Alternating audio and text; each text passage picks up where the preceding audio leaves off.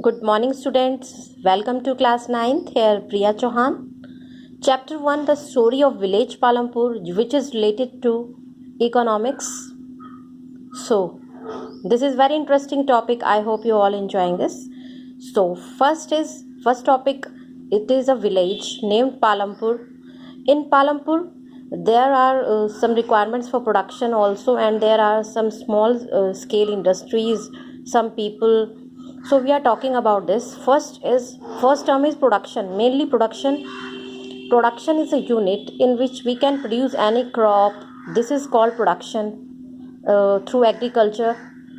So requirements क्या क्या होते हैं प्रोडक्शन के लिए, हम वो यहाँ पर डिस्कस करेंगे यार. First is land. Firstly we need a land. जब हम कुछ प्रोडक्शन करते हैं तो उसके लिए सबसे पहले जो बेसिक नीड है वो लैंड हमें चाहिए होती है. लैंड के ऊपर ही हम कुछ कर सकते हैं. तो first is land. Second one is labour. जब हम लैंड हायर करते हैं उसके बाद सेकंड जो हमारी नेसेसिटी होती है वो लेबर की होती है. तो हमें सेकंड नंबर पर क्या चाहिए? लेबर, यानी जो वहाँ पर उस वर्क को करेगी. थर्ड हमें physical capital. Physical capital you know, fixed capital and working capital. There are the two types. दो तरह की होती है physical capital. Fixed capital means जो फिक्स होती हैं, जिन्हें हम फिक्स रखते हैं, लाइक मशीन्स एंड बिल्डिंग.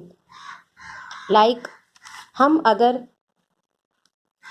इस पेन का प्रोडक्शन कर रहे हैं तो इस पेन को जो मशीनरी बनाएगी वो एक फिक्स्ड मशीन होगी. यानी हम दूसरा पेन बनाने के लिए दूसरी मशीनरी नहीं लाएंगे. तो इट मीन्स, कहने का मीनिंग ये है कि मशीनरी फिक्स्ड होती है तभी वो फिक्स कैपिटल में आएगी. और बिल्डिंग्स भी फिक्स होती हैं, you know. Second one is working capital. ये फिक्स नहीं होती. वर्किंग कैपिटल में आता है हमारा रॉ मटेरियल और मनी इन हैंड. यानी रॉ मटेरियल जो कच्चा माल हमारे प्रोडक्शन के लिए आता है, जिससे हम आगे उसको प्रोसेस करते हैं. और second money. Money as you know, money भी एक वर्किंग कैपिटल के अंदर आता है.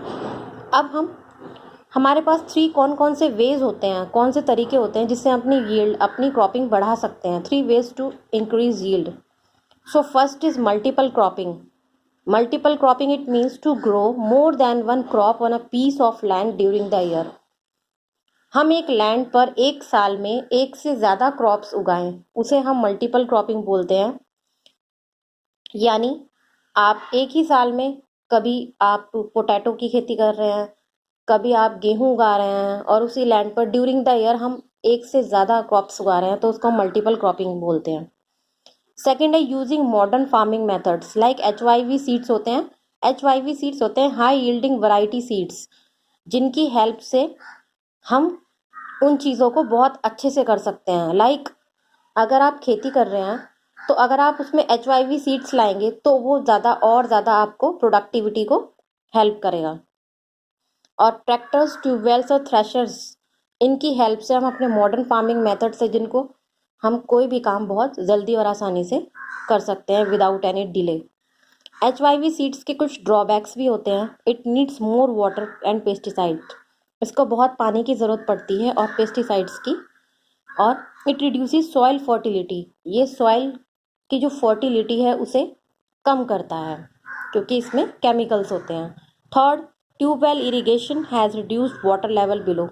जब हम ट्यूबवेल के थ्रू इरिगेशन करते हैं तो उससे वाटर का जो लेवल है वो बहुत ज़्यादा नीचे चला जाता है, जो कि कम हो जाता है. तो ये कुछ ड्रॉबैक्स हैं HYV सीड्स के. नेक्स्ट, हमारे पास 4 टाइप्स के फार्मर्स होते हैं किसी भी एग्रीकल्चर फील्ड में. फर्स्ट, लैंडलेस लेबर्स, जिनके पास लैंड नहीं होती. सेकंड, स्मॉल फार्मर्स, जो कि छोटे फार्मर होते हैं. मीडियम, जिनके पास थोड़ी बहुत कुछ ज़मीन होती है. और लार्ज फार्मर, जिसके पास बहुत सारी मात्रा में ज़मीन होती है. लैंडलेस लेबर दूसरे लाइक लार्ज फार्मर्स और मीडियम फार्मर्स या स्मॉल फार्मर्स पे डिपेंड होता है. यानी उसके पास ज़मीन नहीं होती तो वो किसी और की जो लैंड होती है उस पर वर्क करता है. स्मॉल फार्मर्स भी डिपेंड होते हैं ज़्यादातर लार्ज फार्मर्स पर ही.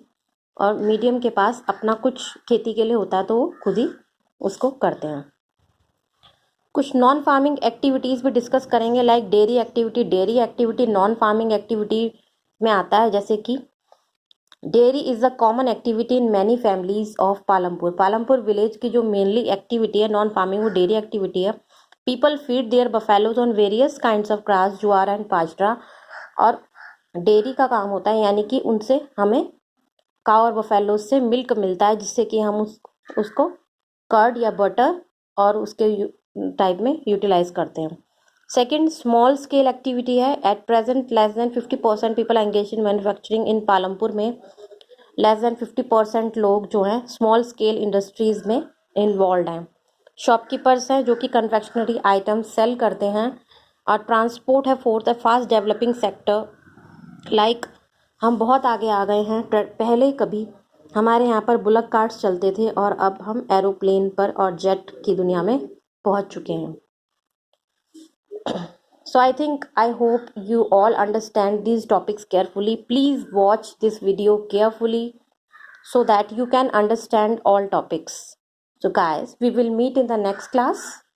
Goodbye. Take care.